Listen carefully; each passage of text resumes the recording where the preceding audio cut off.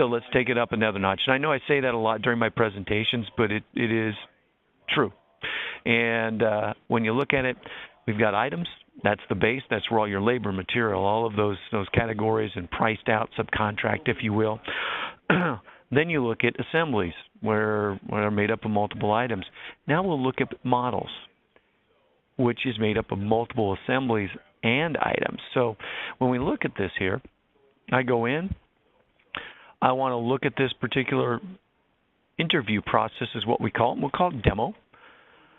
By the way, the databases that I'm talking about have multiple different varieties of models as well. But here's a situation that I used to think was kind of a joke, but it really is not, is the old bar napkin.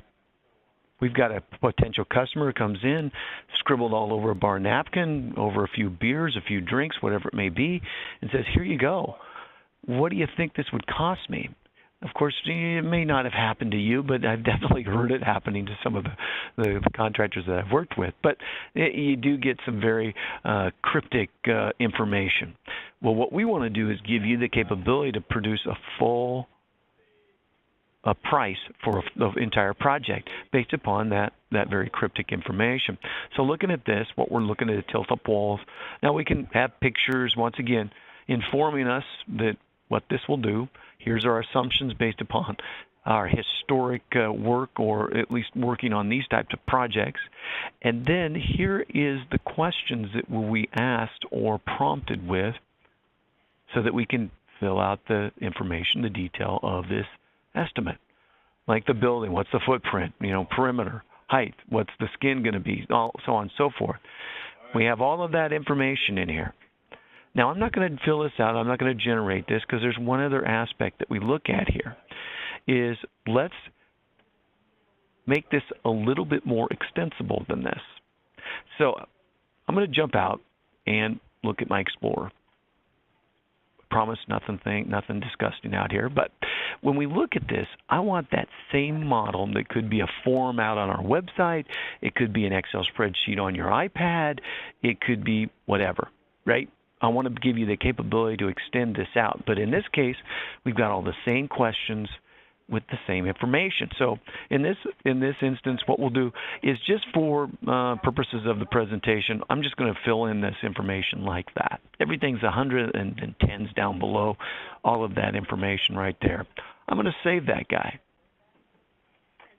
And I'm going to close him out. I'm going to close that out as well. Now what we can do is we can name this, of course. My pictures are in here. I'm going to go out and grab that particular guy right there. There he is. And it's always fun to watch this happen, so let's go ahead and skinny this down a little bit. I'm just going to double-click on this. And now it's going to take that detail, that information that I collected from wherever it was with my Excel spreadsheet, of course, or the form on my website. Now what I can do is say, okay, good. Let's generate this. Let's generate D, for lack of a better name, to the spreadsheet. And I've done it a few times. Matter of fact, I don't really have much flair in my naming convention, do I? D, D, D, okay, whatever. So when we look at this, let's generate this guy. And I'm going to say, okay, now watch right here, because rather than items being taken off, we're going to see multitudes of assemblies being taken off right here. And the key to this is, don't think of this as just a parametric conceptual type of tool. Think of this as a great starting point for the estimate from the very beginning, where you're generating multiple assemblies that can be changed on the fly. So if I go in here and say, okay, that assembly is going to change. Let me see if I wanted to go into this guy right here. I could review him. I've shown you this already, so I don't have to show it. But change the number and update the estimate. So very powerful tool to get you a very accurate number for those conceptual types, or a great starting point for every project that you do. Now you're probably wondering, okay, well, how's he totaling this? Well, when you look at this, we of course have our totals page right here. Could be floated anywhere you want, multiple windows. Matter of fact, in our SQL version, we've taken a lot of these elements and they can float everywhere that you want them to be. And there's some other things in our SQL version that we're increasing the functionality even more. But when you're looking at this, I've got my totals page here. Let's break out all of these things categorically. Then we've got our markups.